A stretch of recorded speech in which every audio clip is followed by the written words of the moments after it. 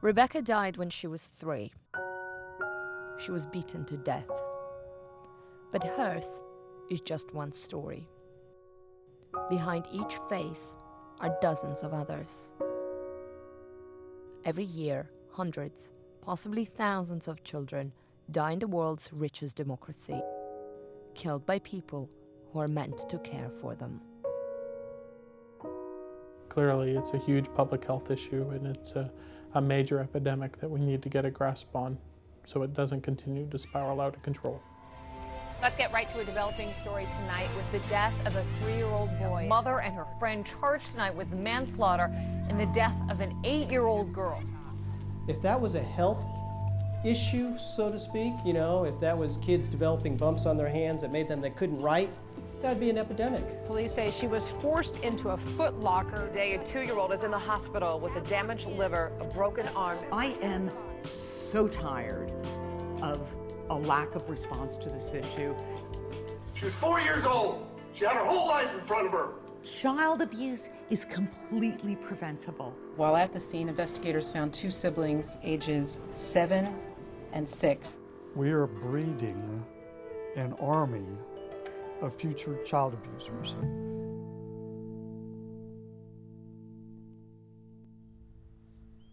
It was March 2007.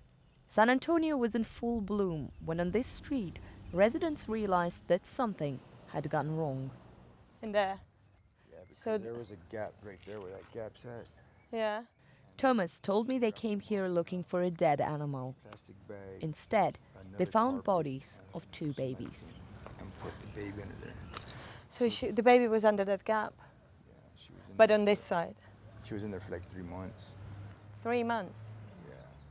During the investigation and trial that followed, their mother, Valerie Lopez, admitted to beating her 18-month-old daughter, Saria, to death because she wouldn't stop crying. Weeks later, she also killed her 4-month-old son, Sebastian, and buried him next to his sister. Valerie Lopez and her boyfriend are now in prison for life. 4 years on, their flat is still up for rent.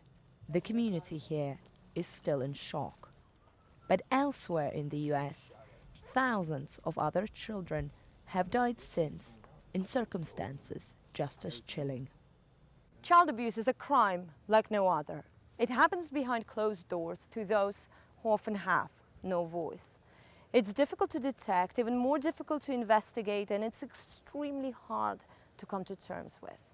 No family, no community wants to admit that it's failing to protect its children. And yet, more and more people here, doctors, educators, congressmen, are warning that in the United States, child abuse is a problem of endemic proportions. While it happens everywhere, better reporting of child abuse makes statistics more reliable in the industrialized world.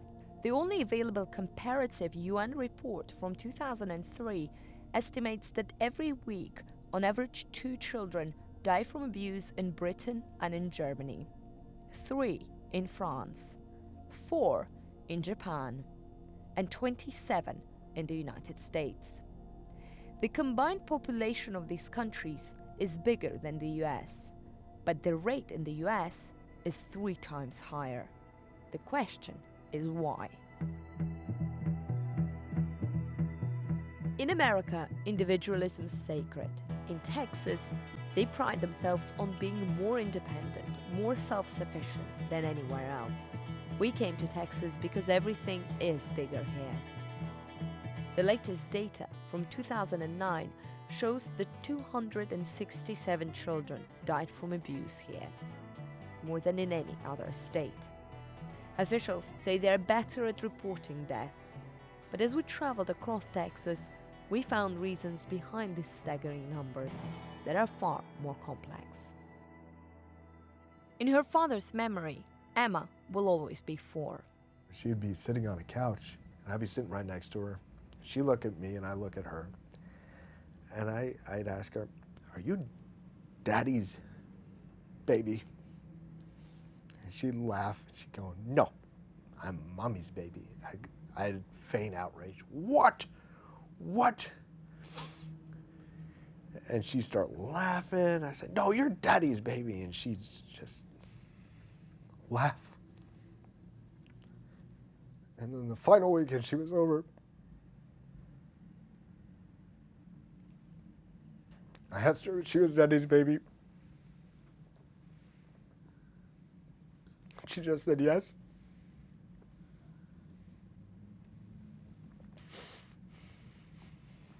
She just said yes. We have an update now on breaking news. We first brought you on Live at 5. A mother sentenced to prison for not protecting her little girl from abuse. Once the lights were shown on Emma, there was bruising all over her body.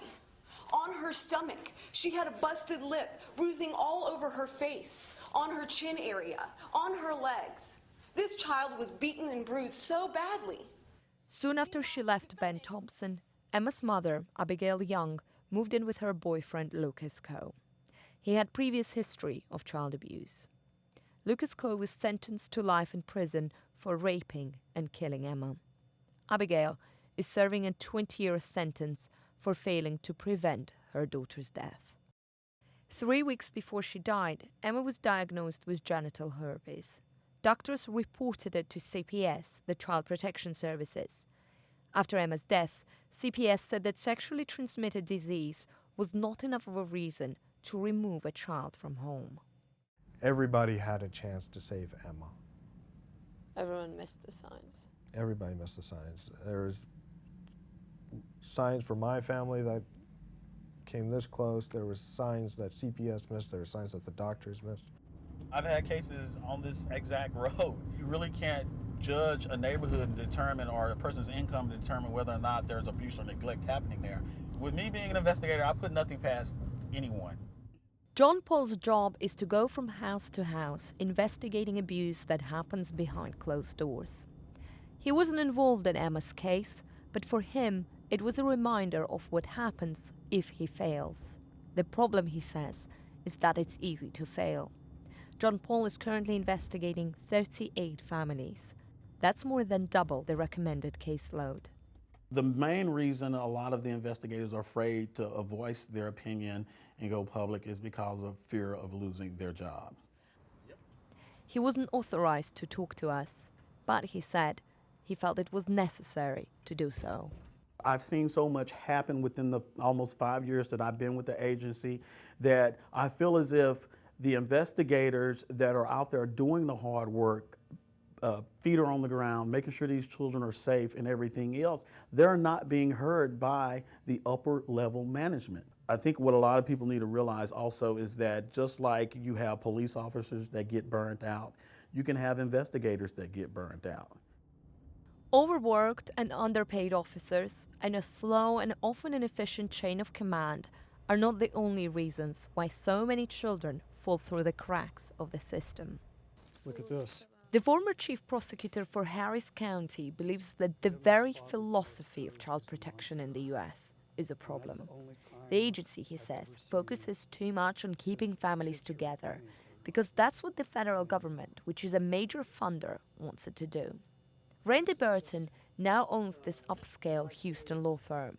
That's how he pays for providing free legal services for children in trouble. His cabinets are full of stories of children that were killed because they were allowed to stay at home. In order to preserve the influx of federal money, which is over half the money that states get for child welfare, it's become an end in itself. That we're going to make not reasonable efforts, we're going to make every effort to try to preserve these families. And so in a state like Texas that brags it has the lowest rate of removal from homes in the nation, it's not surprising that they also have the highest number of child fatalities in the nation. Within weeks of Emma's death, 2 more toddlers were killed in Texas. Both, like Emma, were under the watch of Child Protection Services. The agency launched an internal investigation into the deaths. Nobody was fired. Generally, we don't talk about case-specific information, but there are some times when a woman or a man, whoever we're investigating, lies to us and we believe their lies. Surely the fact that a 4-year-old had genital herpes was an indication. And we certainly investigated, and we certainly had medical indications that herpes can be caused by other things, and that they believe the assertions of the parent. Up to 40% of children who die from abuse in the US have files with the Child Protection Services. How do you know the child? This makes it very easy for the critics to blame the agency, not for the lack of desire to save kids, but for being too much of a slow, clumsy bureaucracy. But some say critics are missing a bigger point. A lot of things that people need to remember about Child Protective Services is their job is about protecting children after the fact.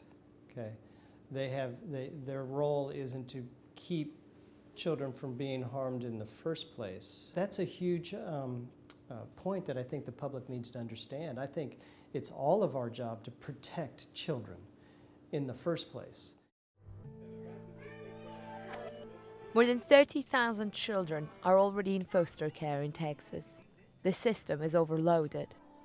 Every year, hundreds of children come through St. PJ's foster home as they wait for the government to find them a new family or to decide if it's safe enough for them to return to their parents. Some spend months here, others years. And no matter how many scars, how many bruises they were brought here with, all of them, teachers say, and especially the little ones, are desperate to go home. Hey ho, nobody home, no food, no drink, no money. Child abuse is possibly the only crime in which the victim simply doesn't know that something has gone wrong. Nobody home. This TV campaign is an attempt by St. PJ's to start a public dialogue about child abuse. It's not easy. That taboo got broken about having breast cancer. We need that on this issue. We need the heavies to help break this issue. We need a first lady of the United States to help break this issue. Dallas Children's is one of the biggest pediatric hospitals in the US. From cancer to heart transplants, they do everything here. And yet, child abuse accounts for 37% of the hospital's deaths. And they believe numbers are on the rise. I see more cases in our hospital setting and increasing violence. There are days I'm still shocked.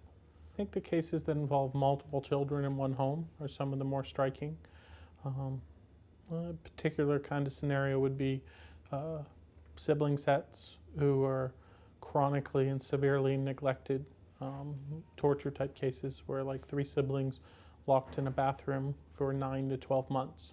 Skin and bones, physically abused, sexually abused, tortured, long periods of time. Dr. Matt Cox is one of the few pediatricians in the country specializing in abuse. He runs an abuse and neglect clinic and sees, on average, 5 patients a day. Diagnosing them is often difficult. Most kids don't look like the battered baby that we think about when we talk about battered child syndrome. When we talk about battered child, we think of bruises and whip marks and burns. Most child abuse doesn't look like that. Most of the kids who are abused in the more severe forms have internal injuries with no external manifestation. So doctors have to be aware of it. Doctors have to think about it, because if we don't think about it as a physician, we'll miss the diagnosis. And that's where education and training of doctors is really important. Currently, most US medical students get only a day's worth of lectures on child abuse throughout their entire education. Not these students. Dr. Cox makes sure they learn plenty about it, and not only inside the hospital. We joined Dr. Cox as he took his students to a courthouse in a nearby town. Testifying in cases of child abuse is part of his routine. So it's a 6-month-old little girl. I was one of the pediatricians who saw her when she was hospitalized in October, and she had a head injury and required surgery. We're allowed to go in without a camera. Medical evidence is often decisive in child abuse investigations. And during the debrief after his testimony, Dr. Cox tells his students this will be a big part of their work. There's a lot more to the story than what was presented in there. But ultimately, I'm concerned about the safety of the child, not only because of the injury, but how does a kid fall out of a window like that? How do you prepare for the case? I mean, do you go through that stack of paper? Normally, because this case is one that's been set a couple times, so I've read through it a couple times. This was 10 months ago, and in that time I've seen well over 1,000 other kids. I don't remember every detail. So documenting in the record's important. Okay? How often are you called as a witness? Too often. Average about once a week. Wow. I think we couldn't fathom what kind of environment they live in. In Washington, some politicians are beginning to recognize what many told us is a real national crisis. Our role here today is to be a voice for the voiceless. The congressional report discussed at this hearing says that the current numbers of child deaths are in fact a gross underestimate. I've been here for almost 25 years, and I attended many hearings, but this has been one of the most painful. In 2009, 1,770 children died from abuse, according to the official data. The real number, according to Congress, could be 2,500. Expert witnesses explained why the government had to play a more active role. States certainly need emergency help now for child protection, as their resources are dwindling while child abuse and neglect is increasing. Hi, KEILA. Here is an example of a program that many believe can prevent abuse. Crystal is a qualified nurse. Every week for the next 2 years, she will visit little T, because the state of Texas says that he fits the criteria of a child at risk. Only one person in this family of 10 has a job. Nobody has health insurance, and little T's parents just turned 18. While causes behind child abuse are complex, statistics show that it is more common in areas with high rates of poverty and teenage pregnancy. At this point, lots of new parents will get so frustrated and so overwhelmed that they either throw the baby down on the couch or shake the baby. KEILA and Anthony are determined to be good parents, but they say teenagers need help. Even now, sometimes I get frustrated because he's crying. I don't know what to do, but I'm not gonna hurt myself. I mean, I'm conscious about what I'm doing, but it does sound like a lot of parents that are especially dads, because some of them just feel like they're teenagers, they should be going out having fun, and instead they're stuck inside with the baby that's crying, and they're gonna get frustrated, and they're gonna do something that they will regret later, but it happens. So if you ever get concerned, this is a chart. Prevention could be an important part of the solution, but because of the recession and budget cuts, dozens of states, including Texas, are cutting their prevention budgets, leaving millions of children without any safety net. It's like all of us walking around and knowing that there's this thing like antibiotics out there, and we just refuse to take them, and we keep getting sick. A tireless campaigner and the creator of the nurse visiting program in Texas, MADELINE MCCLURE says it's getting harder to push prevention programs through the Texas legislature. I think legislators from both sides absolutely love and adore children. I don't think they're adequately educated on the consequences of abuse and how they're paying for it right this second. They look at Medicaid costs going this way, they look at Medicare costs going this way, they look at prison costs going this way, remedial education. Guess what? This is one of the most important roots of all evil and ill in our society. But that's just me. I can see a jury having a tough time with this one, though. Sure. The televised trial of a Florida woman, STACEY KANANEN. She was accused of helping her brother to kill their parents. Prosecutors said abuse that they experienced in their childhood was a motive in the murder. STACEY was found innocent. She agreed to talk to us about what it was like to grow up in an abusive home. Crying was forbidden in my house. You cried, you got beat more. You made a sound when you got hit more. You made a sound or tried to move when you got raped, it lasted longer, it got more violent. You just took it and dealt with it and just got up the next day. Once you're abused, you don't know anything else but anger and violence, and that's all you know how to live, and you really have to work at it to change it. 40 years on, Stacey is still in therapy. Her brother is in jail for murdering their parents. The more damaged our children become, the more damaged our society becomes, and we need to open doors for these kids to get help, and we need to make it affordable for people to get help. A study done by the U.S. Justice Department in a New York prison found that 68% of inmates were abused as children. Those numbers are adding up, and they're adding up in a terrible way, I think, for the future of our country. Across the United States, many are trying to break the cycle of violence that starts in childhood. But it's a battle they will win only when the rest of America acknowledges the problem. How could our society allow this to happen? How do we not put more effort into preventing this? Preparing parents to be parents would be one way. To support parents when they're in a time of need would be another way. And our government just doesn't do that. That's not a priority. There are other things that are deemed more important. Until that changes, every 6 hours, a child will die from abuse in the United States. Before we left Texas, another boy was beaten to death outside Dallas. Brendan was 2 years old.